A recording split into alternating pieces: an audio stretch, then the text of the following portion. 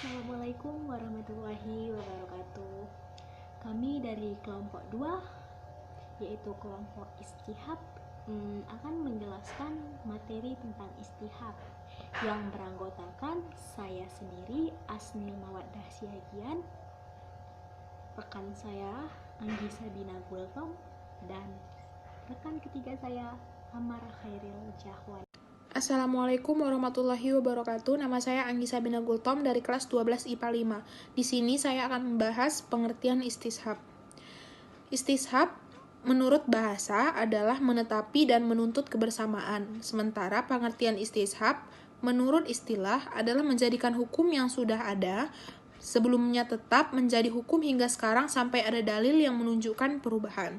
Macam-macam istishab, salah satunya adalah istishab hukum al-ibahah al-asliyah, yaitu menetapkan hukum sesuatu yang bermanfaat bagi manusia adalah boleh, selama belum ada dalil yang menunjukkan keharamannya. Contohnya, yaitu seluruh pohon yang ada di hutan adalah milik bersama umat manusia, dan masing-masing orang berhak menebang dan memanfaatkan pohon dan buahnya sampai ada bukti yang menunjukkan bahwa hutan tersebut telah menjadi milik seseorang. Berdasarkan ketetapan perintah ini, maka hukum kebolehan memanfaatkan hutan tersebut berubah menjadi tidak boleh. Yang kedua adalah istihab menurut akal atau syara, hukumnya tetap dan berlangsung terus. Misalnya, hukum wudhu seseorang yang telah berwudhu itu akan tetap ada atau akan tetap dia dalam kondisi berwudhu selagi tidak ada hal-hal yang membatalkannya. Tetapi apabila ia merasa wudhunya dia ragu apakah batal atau masih ada atau dia masih tetap berwudu, maka istihabnya adalah dia dalam kondisi berwudu tidak batal. Ini sesuai dengan sabda Rasulullah SAW, yaitu jika ada seseorang yang merasakan sesuatu di perutnya lalu dia ragu apakah ada yang keluar atau tidak, maka janganlah sesekali kamu keluar dari masjid atau membatalkan sholat. Nah, kecuali jika kamu mendengar suara atau mencium bau kentut. Hadis riwayat Muslim dan Abu Hurairah.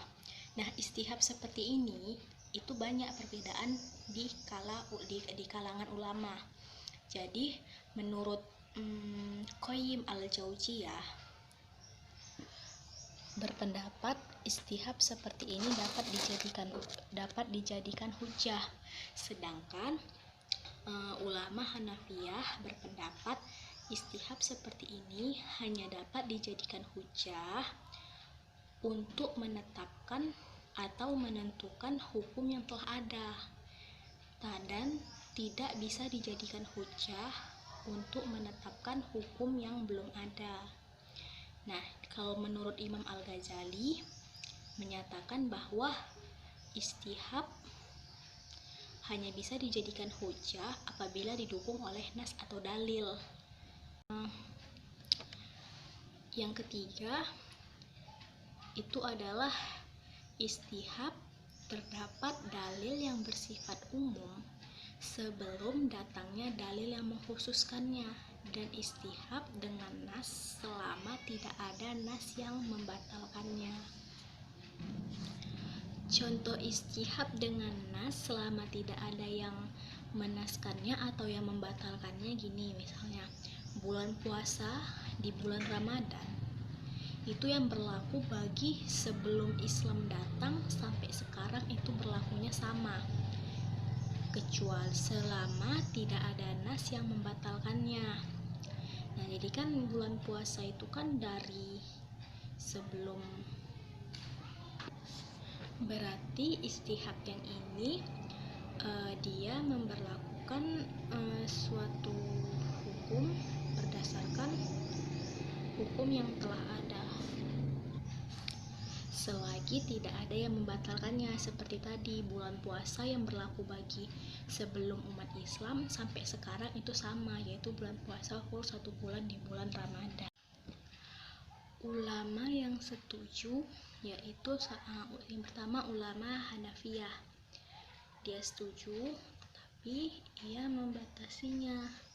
Jadi istihab itu itu menjadi hujjah untuk menetapkan berlakunya hukum yang telah ada. Nah, jadi tujuannya itu untuk menolak akibat-akibat hukum yang ditimbul dari ketetapan yang berlawanan dengan yang sudah ada, bukan sebagai hujjah untuk menetapkan perkara yang belum tetap hukumnya. Jadi cuma sekedar tujuan dari istihab itu untuk menolak, misalnya ada orang yang menyatakan atau berlawanan dengan hukum yang telah ada atau hukum yang ditetapkan dalam nas Al-Quran atau dalam hadis gitu, tapi dia nggak bisa dijadikan hujjah untuk menentukan perkara yang belum tetap hukumnya. Ulama yang setuju lainnya adalah ulama Malikiyah, Syafi'i, Hanabilah, Zahiriyah, dan Syiah. Dia ini menyatakan istihab bisa menjadi hujjah serta dia mutlak untuk menetapkan hukum yang sudah ada selama belum ada dalil yang mengubahnya. Jadi selama belum ada dalil yang mengubah ketetapan itu, maka ketetapan yang sudah ada itu bisa dijadikan hujjah. Jadi alasan mereka itu bisa dijadikan hujjah atau serta mutlak bisa dijadikan hujjah. Gini alasannya, sesuatu yang telah ditetapkan pada masa lalu selama tidak ada dalil yang mengubahnya, baik secara pasti maupun relatif, maka semestinya hukum yang telah ditetapkan itu berlaku terus-menerus karena diduga keras belum ada perubahannya. Jadi menurut mereka itu sesuatu yang keras atau dugaan keras itu bisa dijadikan landasan hukum. Jadi mereka ini menyatakan hukum atau ketetapan di masa lalu bisa dijadikan landasan hukum pada masa sekarang selagi belum ada dalil yang merubahnya. Jadi kalau misalnya nggak demikian, atau kata mereka kalau misalnya nggak demikian atau katanya nggak mengikuti ketetapan hukum pada masa lalu, jadi gini, kalau nggak diduga kalau tidak mengikuti pada masa lalu hukum pada masa lalu itu, maka bisa membawa akibat kepada tidak berlakunya seluruh hukum yang disyariatkan Allah Subhanahu wa taala dan Rasulullah Shallallahu alaihi wasallam. Nah, yang tidak setuju terhadap istihab ini adalah ulama mutakalimin atau ahli kalam. Dia tidak setuju karena pendapat dia atau alasan dia, istihab itu tidak bisa dijadikan dalil karena hukum yang ditetapkan pada masa lampau itu harus ada dalilnya. Demikian juga untuk menetapkan hukum pada masa sekarang itu harus ada lagi, harus berdasarkan dalil pula. Jadi dia berpendapat gini, kalau zaman dulu kan memang ada dalil, misalnya kan pada zaman dulu itu ada dalilnya yang menyatakan suatu hukum. Nah, kalau di zaman sekarang tidak ada dalil hukumnya, maka kita nggak bisa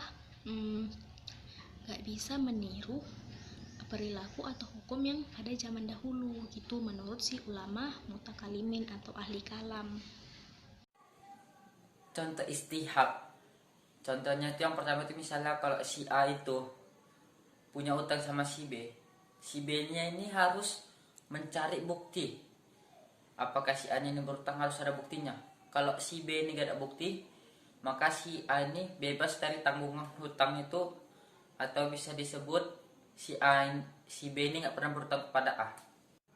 Contoh kedua itu ada seorang yang hendak berpuasa, terus dia sahur, dia ragu, ini masih jam sahur apa sudah puasa. Nah, kasusnya ini puasa dia itu sah. Kenapa sah? Karena dia meyakini bahwa itu masih sahur. Contoh ketiga, Contoh ketiga itu ada seorang si A perempuan nikah sama si B laki-laki. Jadi mereka ini nikah udah 15 tahun terpisah dengan jarak yang jauh. Mereka ini pisah, si A di sini, si B di sini. Selama 15 tahun orang terpisah, beda kota, beda tempat. Dan terus si A ini pengen nikah sama laki-laki si C. Jadi hukumnya gimana itu, apakah boleh dia nikah sama si C? Tidak boleh. Kenapa? Karena si A sama si B ini masih mempunyai hukum istihab.